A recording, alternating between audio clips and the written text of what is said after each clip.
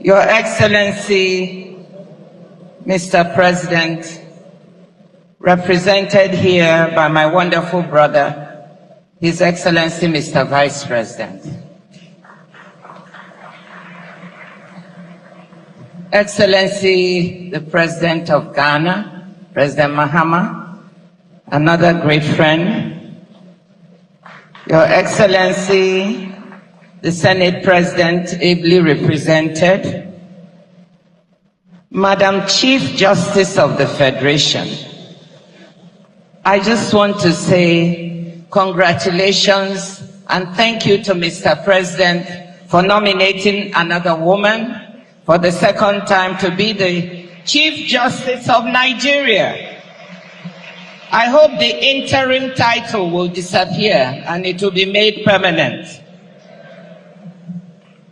The Honorable Deputy Speaker, ably represented, the Governor of Lagos State, Governor Sanwo-Olu, and the Governor of Plateau State, Honorable Ministers, especially the Attorney General, who has a difficult job, or someone has to do it,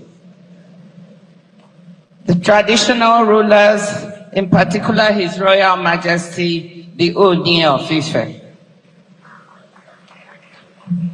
Ladies and gentlemen, a special shout out to NBA members. Now, I have to do something because my brother, young brother here said that I'm from Delta State, which I am. But if I don't do it, I might be divorced by the time I get home. So I want to do a special shout out to all NBA members from Abia State. NBA members from Delta State. My third state is Lagos. NBA members from Lagos State. Thank you. I'm so happy to be here.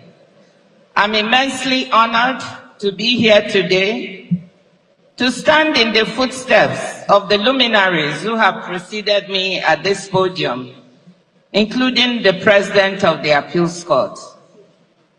Well, welcome, Madam. And to address members of a profession that since the days of the much-mentioned Sir Christopher Alexander Sapara Williams has played such an important role in the life of our country. This conference is reputed to be the world's largest gathering of lawyers. And we have so many brilliant minds in this room. Let me appreciate the Nigerian Bar Association for its efforts to tackle some of the justice issues in this country. And congratulate the President, Yakubu Meke, who I understand it means handsome man. Yes, and he's tall and handsome. But the women who have organized this meeting are even more handsome. Mrs. Oyinka Sola and her team. Please give them a round of applause. I want to thank President Mekewu for his sterling leadership and the constructive approach the organization has taken during his tenure, and also to congratulate President-elect Mazi Afam Osigwe. Now, I've been told to speak for 25 to 30 minutes. So I just want to alert you. I think after 15 minutes, people's attentions begin to wander. But that's what I was told, so you have to listen to me for a bit. Now, every one of us here in this room knows that Nigeria today is not where it should be. That our country has not progressed as it should have. That is why, more than 60 years after independence, the NBA annual general conferences are still looking at things like rebuilding Nigeria, charting a course for nation building. I say this not in recrimination or even in futile regret, but rather as part of moving our country and advancing its interests. We are living in very difficult times, locally here in Nigeria, but also globally. We have seen protests in this country a few weeks ago, but we have also seen protests elsewhere on this continent and beyond.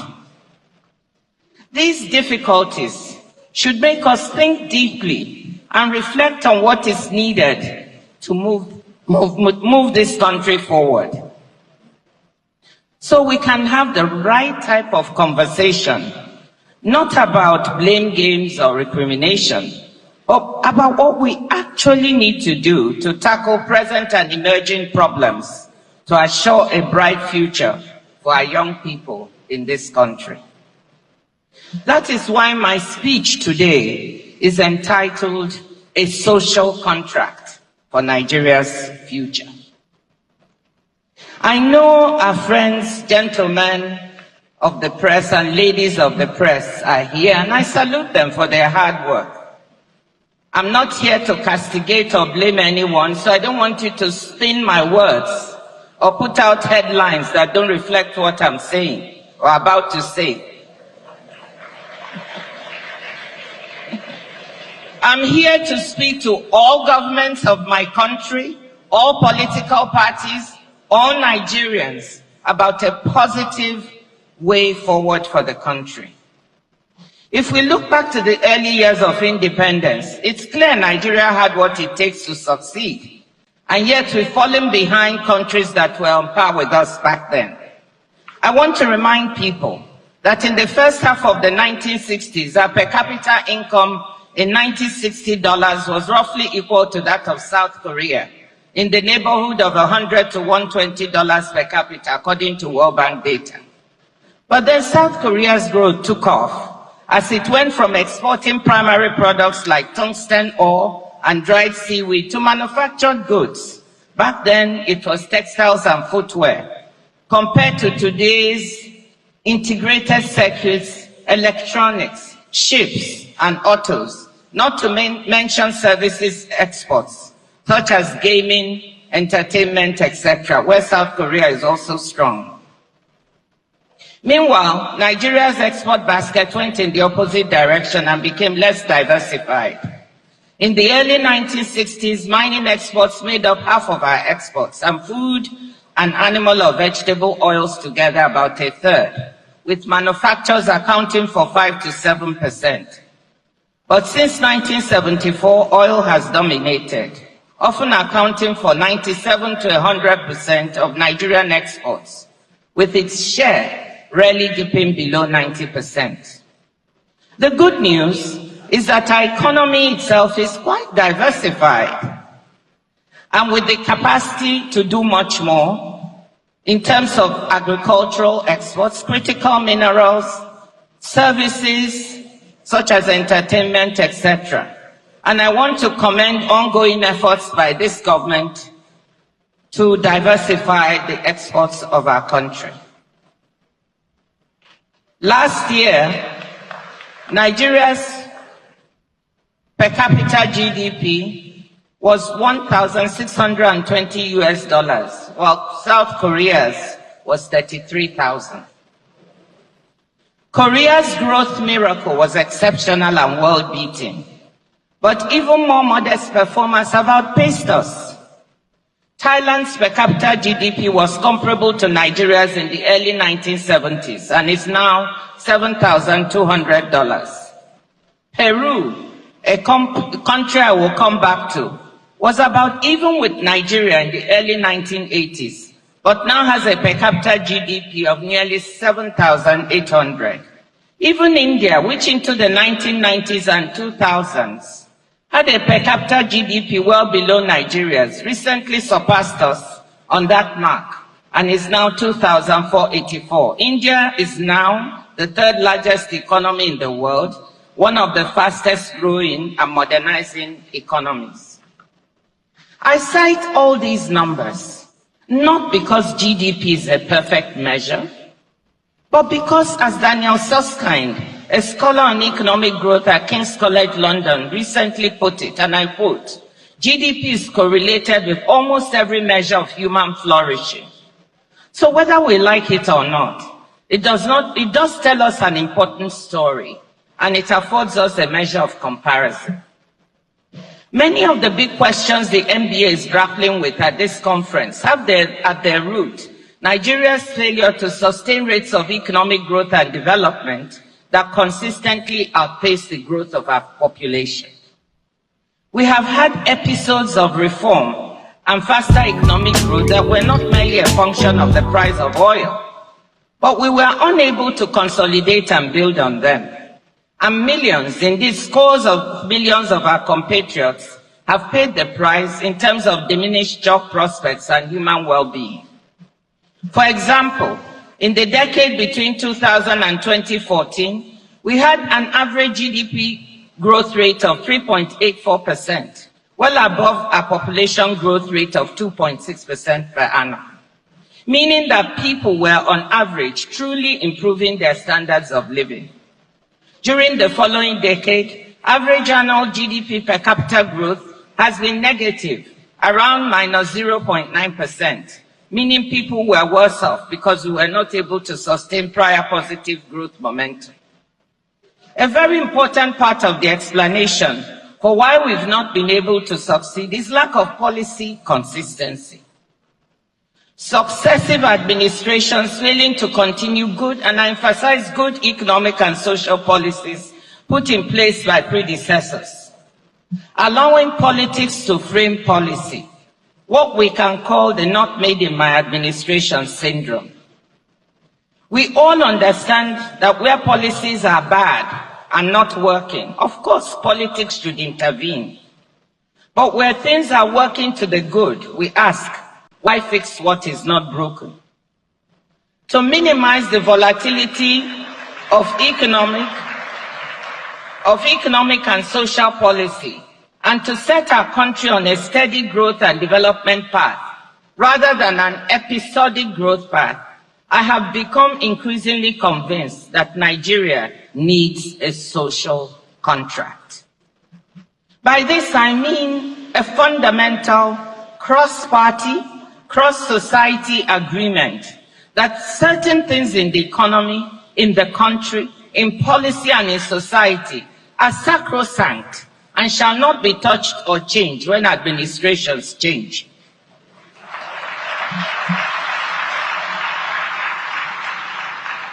And the private sector and Nigeria's civil society, including influential actors like the NBA, have important roles to play in policing a social contract and holding the political class accountable. The idea of a social contract dates back at least a few centuries when philosophers such as Rousseau, Locke, and Hobbes spelled out the notion of a compact, formal or implicit, defining the rights and duties of rulers and the ruled. A more focused definition for our purposes comes from the former head of the London School of Economics and the former president of Columbia University, my former World Bank colleague, Minu Shafiq. She describes the social contract as being about how we pool our resources to provide the public goods we agree are needed, and how we support those affected by adverse shocks. Her book, What We Owe Each Other, A New Social Contract for a Better Society, argues that in our fast-changing globalized economy, we need a new social contract to create a sense of security among people. What I'm calling for here is even more basic. I'm saying that all major actors in the governance of our country should agree on some basic parameters for security, macroeconomic and social stability, and the enabling environment for future dynamism and growth of our country. Once agreed, these parameters and policies should be institutionalized or enshrined in law, or even be made part of our constitution, not to be tampered with, except perhaps through a national referendum involving the entire country and society. My convictions on Nigeria's need for a social contract were reinforced recently when I was in Peru on an official visit. Looking at the country as a Nigerian, I was struck by the mismatch between its politics and its economic performance. Politics in Peru has been and is extremely messy and toxic. The country has had 6 presidents in the past 7 years. The current president took office amid violent protests after her predecessor was arrested and jailed for attempting to dissolve Congress and rule by decree. The government and opposition are constantly at each other's throats, with regular impeachment proceedings and frequent social unrest. You would think that a country with such messy politics would be an economic laggard at best, or economic disaster at worst. But to my shock, when I looked at the numbers, it was not. I mentioned earlier how Peru's per capita GDP is now almost 5 times higher than ours, even though we were roughly even in the 1980s. According to IMF numbers, Peru's modest GDP growth rates of 2.5 to 2.7% over the last couple of years is coupled with very good macroeconomic indicators. Its current account deficit is a modest 1.1% of GDP. Its fiscal deficit is 2.5% of GDP, below the recommended 3%, and its debt to GDP ratio is 33%. According to data from its central bank, Peru's foreign exchange reserves as of this month are at 77.4 billion, most of them usable reserves, and inflation is 2%. The IMF praised Peru's economic management, saying in its Article 4 report, and I quote, "Inflation has receded thanks to the central bank's decisive monetary policy tightening, while the fiscal position and the financial system remain strong." With respect to macroeconomic fragility, Peru has ample buffers to cope with adverse shocks, including relatively low public debt, abundant international reserves, and access to international capital markets on favorable terms, unquote. When I asked top officials in the country, how come the economic performance is so good in the face of such political turmoil, they said that Peru had learned lessons from its past unfortunate economic experiences, and there was now a kind of implicit social contract that certain aspects of economic and social governance must not be touched. Peru learned the lessons of its lost decade of the 1980s and put in place an ambitious series of structural reforms, including the policies and institutional frameworks that helped the country navigate difficult times. In 1999, it introduced a fiscal rule, placing agreed limits on fiscal deficits and public expenditures, along with an escape hatch for economic emergencies such as COVID-19. Certain forms of expenditures for social goods, infrastructure maintenance, and security were exempted from the fiscal rule, but managed transparently. On the monetary side, Peru in 2002 made the central bank independent and formally introduced a 2% inflation target, plus or minus 1%. Peru's reforms laid the foundation for years of stronger growth and poverty reduction. Even though growth lost speed after 2014 amid declining mining prices and slowing external demand, per capita incomes increased by a factor of 3.5 in the 20 years after 2002, lifting the country to upper middle income status. The central factor underpinning the performance was the implicit social contract that the policy reforms put in place that strengthened institutions should not be touched.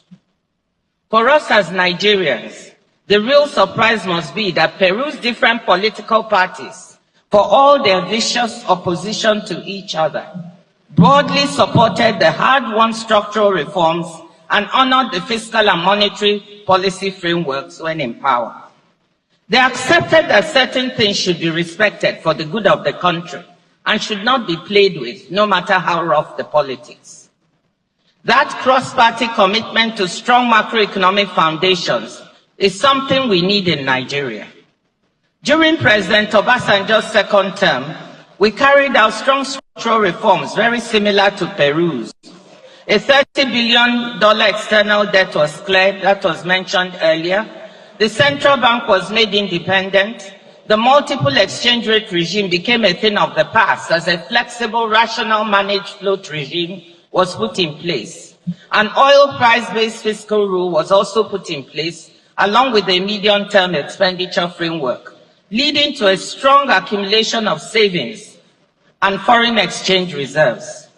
We discussed and observed notional guidelines to enable sustainable debt levels, with a target for debt to GDP ratio not to exceed 33 to 40%, suitable for a country at Nigeria's stage of development, and debt service to revenue ratio not to exceed 33%. Actual debt to GDP and debt service to revenue numbers were far below these notional guidelines. These policies were maintained under subsequent administrations of Yar'Adua and Jonathan, and even more reforms were carried out to strengthen and modernize the economy. Strong social safety nets were built.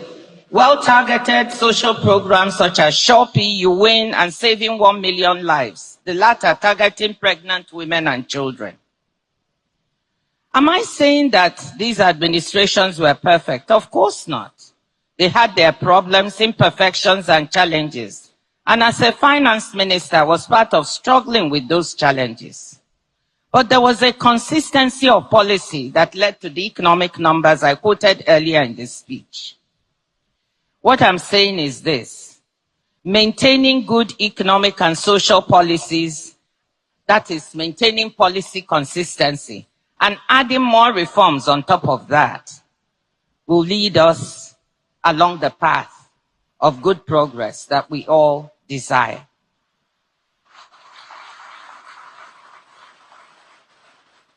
As we know, our political leaders have thus far never been able to agree to stick to a common set of principles and policies that deliver on a consistent basis for citizens, irrespective of ethnic group or political persuasion. And our big civil society groups like the NBA have not been able to hold politicians accountable. And I'm not going to flatter you, because segments of our legal system have also become beholden to those same politicians. But it is never too late to do the right thing. Instead of fighting over who gets what share of an ever smaller cake, it's about time this country had a meeting of all parties to agree a social contract that can help us focus on baking a larger cake.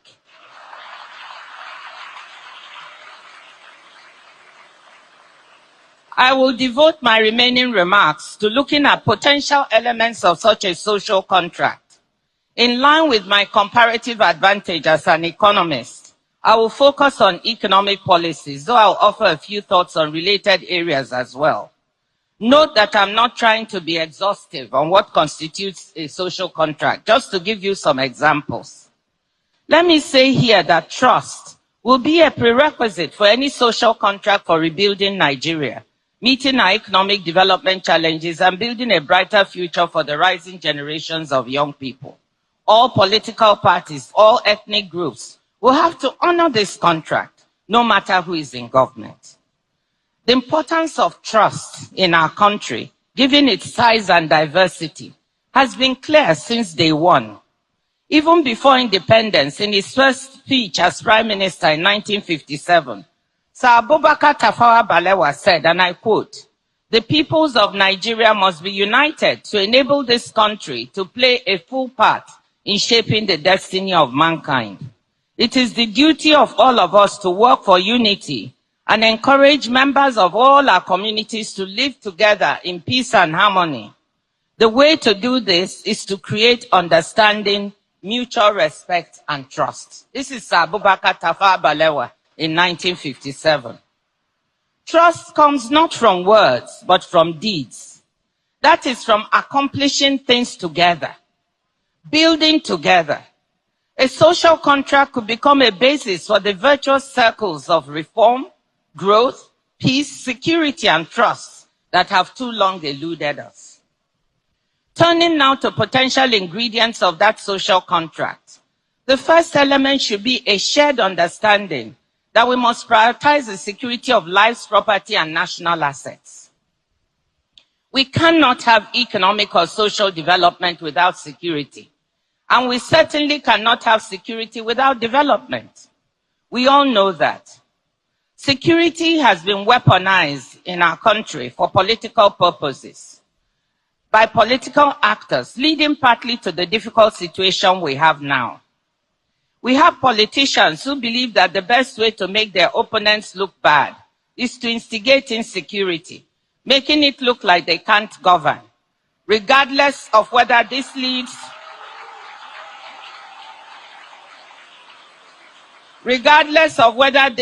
to loss of life and property of innocent Nigerians. This has to stop.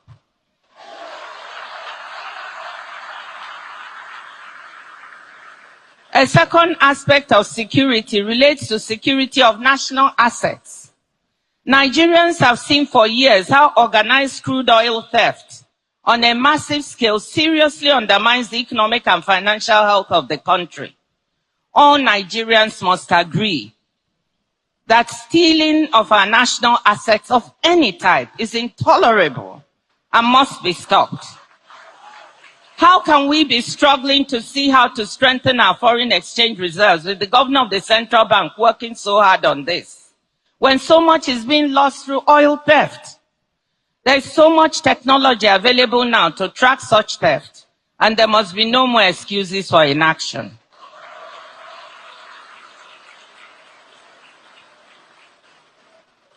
Theft of electricity cables is another rampant and very dangerous form of pilfering of national assets.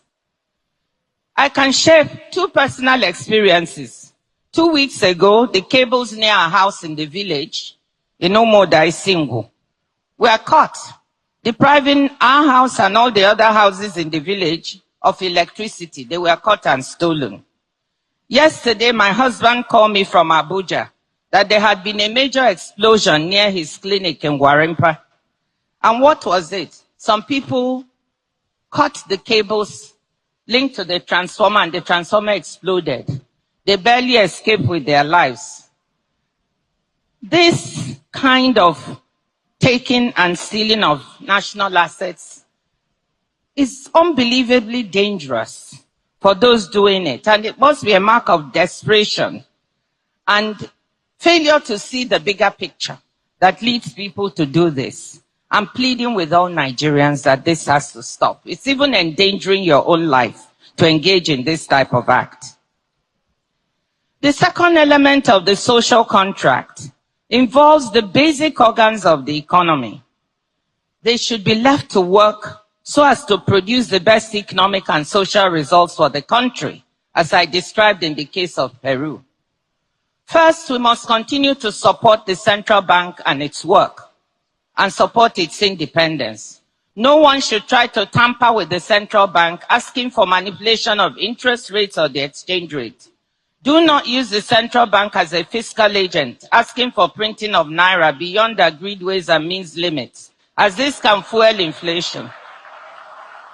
Fundamental fiscal and financial rules should be respected once they're on the books. Respect the use of the oil price-based fiscal rule that allows the accumulation of reserves and savings in good times to be used to cushion bad times. Respect the agreed budget deficit. Keep it as close to 3% of GDP as possible. Limit non-transparent extra budgetary spending. Spend through the budget. Stick to transparency of FAC allocations and state and federal budgets so that citizens have a clear view of how their money is being spent. Do not exceed sensible limits for public debt as a percent of GDP. For an economy at Nigeria's stage of development and given its vulnerability, debt to GDP ratios should remain well below 40%. Debt service to revenue, we should strive not to exceed 33% so as not to crowd out operational and capital expenditures. Budget on the basis of a medium-term expenditure framework so as to provide a sound, forward-looking platform for economic and budget management. Create an investment-friendly business environment, cutting down on bureaucracy, licensing and policy uncertainty to encourage the domestic and foreign private sector to invest and remain in Nigeria. Respect of the above will ensure a sound macroeconomic framework with core economic management working on an objective basis to become a foundation for investment, growth, and employment. The third element of the social contract is provision of basic infrastructure services and a social safety net to catch segments of society that are super vulnerable. What is required is ongoing investment in and maintenance of the country's basic infrastructure assets for electricity, water, roads, and telecommunications. Nigerians don't expect much from government. We are used to sometimes being our own local government. But trust between those governing and those governed would be enormously increased if we had a better maintenance culture of the few infrastructural assets we have, and full transparency and information about when and how many hours a day, for example, we would not have light or we would have light, and information on why this is happening. Crafting and maintenance of social safety net programs for the most vulnerable, children and pregnant and nursing mothers, work with states and local communities to ensure the truly vulnerable are reached. Conditional cash transfer programs can be some of the best means to do this, especially if coupled with biometrics. Community work programs for rural youth and entrepreneurship programs for young women and men, given the abundance of entrepreneurial talent in Nigeria. Part of a social contract must be continuous attention to youth unemployment and underemployment. Let me end my suggestions with a fourth element of the social contract: true independence of the judiciary and the Electoral Commission. All parties must agree that these institutions should not be tampered with, win or lose. As I said earlier, civil society, and in particular the Nigerian Bar Association, have a major responsibility to monitor observance of the social contract, especially the element of the Judiciary and Electoral Commission. The MBA should also be active in seeing which elements of the social contract can be institutionalized by codifying it into law or strengthening already existing laws, rules, and regulations. The MBA can even look at whether any part should be incorporated into our Constitution to make them less easy to tamper with. The legal profession, led by the MBA, should be at the forefront of guaranteeing the social contract. This would be in keeping with what you have been quoting here, and I have it in my speech, Sapara Williams' maxim that, quote, "A lawyer lives for the direction of his people and her people and the advancement of the cause of the country." Now, I don't mean to oversell this idea of a social contract for Nigeria. I'm not saying it's a panacea that will suddenly cure all ills. But I'm convinced it will enable us to build a strong and stable foundation for Nigeria upon which it can thrive. A Nigeria of the future with steady and consistent growth and social development that will take us back to middle income status and beyond. Of course, we will also need to take other actions to improve our education and health system, nurture our investments in physical and human capital. We will need to connect to the new and fast-changing world of technology. But believe me, I'm actually not worried about Nigeria's ability to catch up once the basic governance and economic and social foundation is there. We have some of the most creative, most intelligent, and most entrepreneurial people in the world. Some of them in this very room. That is why I'm always proud to be a Nigerian. Excellencies, ladies and gentlemen, let me conclude by saying that what I just laid out before you is not rocket science. Some of what we need to implement as part of the social contract has been done in past administrations, as I mentioned earlier. And some of it is being implemented in this present administration. But we cannot approach the social contract in a piecemeal fashion, a bit here and a bit there. It must be approached holistically, systematically, and consistently in order for it to work. All political parties and politicians, All Nigerians must agree that these elements we identify and others to be added as forming the social contract must be respected by all who govern, no matter their politics, for the good of those they govern. You, the NBA, the biggest gathering of lawyers in the world, the largest, most influential civil society organization in Nigeria, you bear a heavy responsibility to advocate for and ensure that this social contract comes about. My question to you is, are you ready? Thank you, ladies and gentlemen.